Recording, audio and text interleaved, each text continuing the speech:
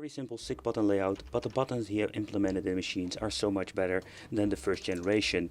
You do need to get used to this because they're using the long travel buttons and more of the wiggle joystick, I love to call them, with a very long travel.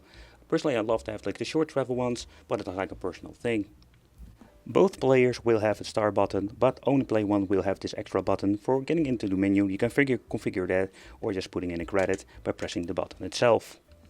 But the overall quality of the buttons, I must say that I'm very pleased with it. With the new generation of arcade machines, it's going to be so much better.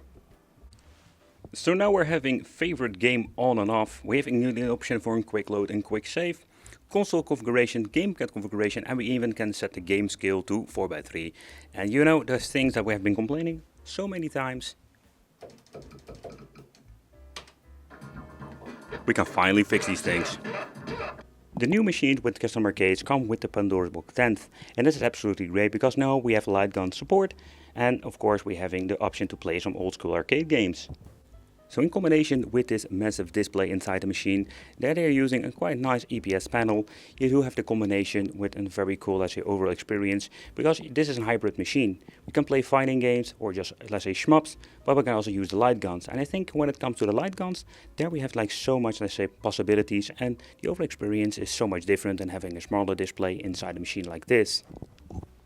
Let's do a quick overview of the menu itself.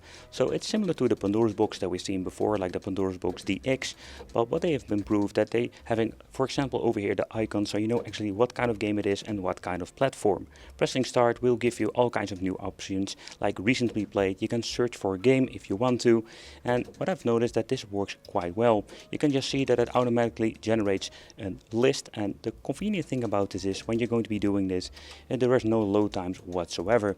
So let's say I'm going to be searching for Sonic like I was doing. So in here we're finding all of the Sonic games. That also showcases what kind of platform and what kind of game.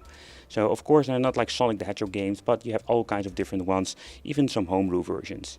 Pressing start will give you back to the search, pressing it again will go you back to the main menu, and here we're finding the alphabetic order situation, 3D games, 3 and 4 play games, but also the light gun games. We're going to be taking a close look later on. Over here having the fighting, action, shooting, sport, puzzle. FBA is basically the emulator, MAME, so we have all kinds of different configurations. It also shows different kind of games. Dreamcast has only one. Seems to be with Marvel vs. Capcom 2, but there are all kinds of different games that I wanted to check out. The Pandora's Box 10 is a very nice Pandora's Box with enough power to play thousands of different games.